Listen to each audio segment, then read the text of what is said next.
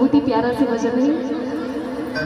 और ये भजन में हाँ आपे मन गब्बर है गावत हो दीदी हो, ठीक है। सब बढ़िया मीठी मीठी ताली बजा हो। आप मन तो एकदम ऐसे बैठे हो, जाना वानो बठीना अस्पताल में मरीज मन बैठे रहते ना, ऐसे बिल्कुल बैठे हो, रामायण सुने बनाए हो और जी डाल भगवान है जी डाल गोल लमाए हो, है नहीं। तो चलिए कुछ बढ़िया मीठी मीठी ताली हो जाए आप सबके। सबसे पहले एक बार जोरदार जयकारा लगाओ। चलो काबर की कोई भी काम ला करे ले पहले मन बनाए बर लगते, तो आप मन ला मन बनाना है नहीं। एकदम आलसी एकदम सुस्त बैठे हो तो थोड़ा सा जयकारा लगाओ तो और ज्यादा आनंद आए।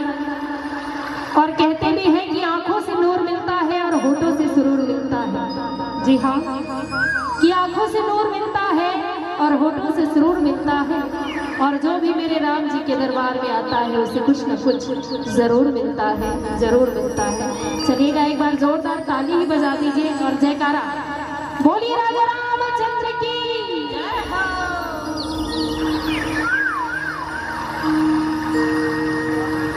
ला ला ला